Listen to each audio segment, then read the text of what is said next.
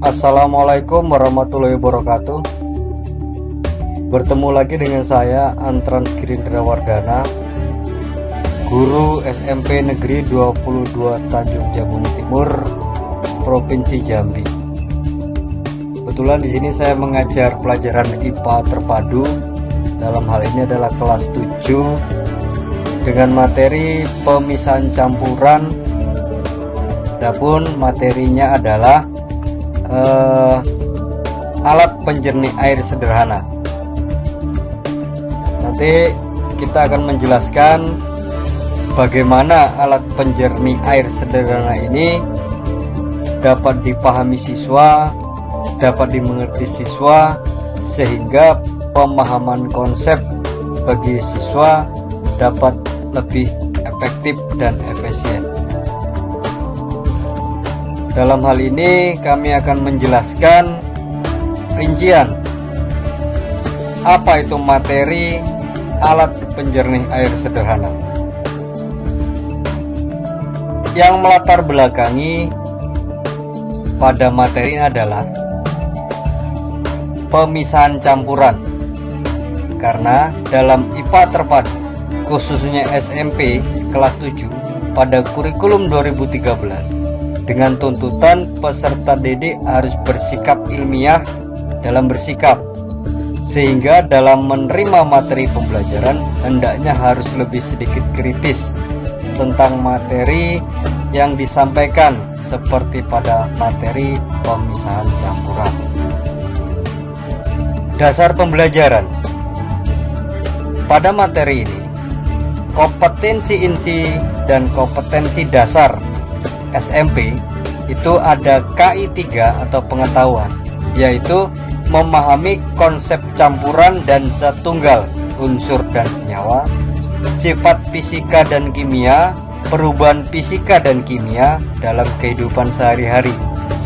Untuk KI 4 atau keterampilan di sini adalah menyajikan hasil bagaimana atau karya tentang sifat larutan, perubahan fisika dan perubahan kimia dalam pemisahan campuran.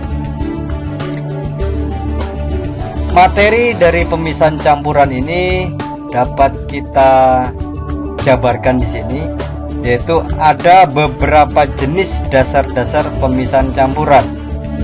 Seperti 1, filtrasi atau penyaringan. Yang kedua, distilasi atau penyulingan. Yang ketiga, evaporasi atau penguapan. Yang keempat, sublimasi. Yang kelima, krematografi. Yang keenam, ekstraksi. Ekstraksi sini dibagi dua, yaitu pelarut polar dan pelarut non polar. Kemudian nomor 7 ada kristalisasi. Nomor 8 adalah pemisahan dengan magnet.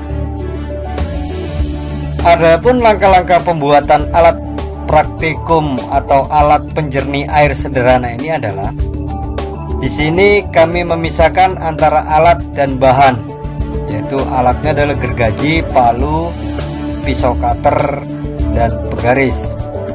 Untuk bahan itu triplek 3 meter itu secukupnya, paku triplek secukupnya, papan, pernis, kertas label, botol bedak besar transparan, botol kecil transparan, lem Alteco. Untuk materi di dalam pemisahan campuran itu ada ijuk, pasir, arang halus, kerikil kasar, pipet air mineral, dan stereofoam ini untuk sebagai alat penunjang. Inilah gambar-gambar dari alat yang akan kita buat. Seperti kita ketahui dalam layar, ini adalah botol bekas ukuran besar. Dalam hal ini bisa menggunakan botol bedak atau botol aqua yang warnanya transparan. Jadi kita bisa melihat di situ susunan dari materi-materi yang akan dimasukkan ke dalam wadah botol bekas ukuran ini. Ini berfungsi untuk media pemisahan campuran. Kemudian di sini ada botol kecil. Untuk ukuran kecil itu untuk menampung air yang akan disaring. Ini untuk menampung air yang akan disaring. Nah, yang ini adalah wadah kecil untuk tampung adalah air hasil saringan.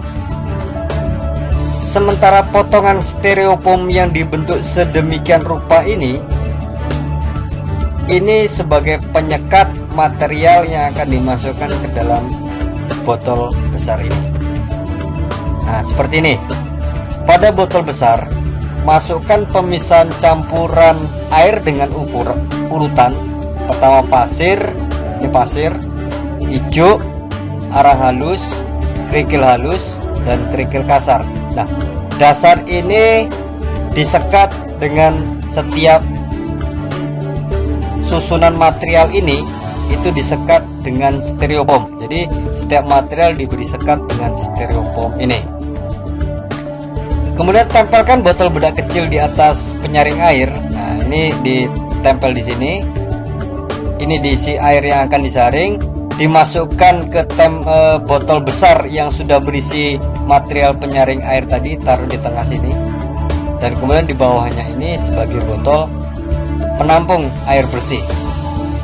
Nah, ini adalah alat penjernih air sederhana sebagai media praktek pemisahan campuran. Di sini diberi label supaya nanti peserta didik atau siswa lebih memahami dari konsep pemisahan campuran. Demikianlah alat bantu praktikum penjernih air sederhana ini sebagai media praktek pemisahan campuran ini dibuat agar dapat bermanfaat dan dapat dipergunakan untuk mempermudah guru dalam menyampaikan materi pembelajaran kepada siswa sehingga tujuan pembelajaran dapat tercapai secara maksimal. Terima kasih sebelumnya. Wassalamualaikum warahmatullahi wabarakatuh.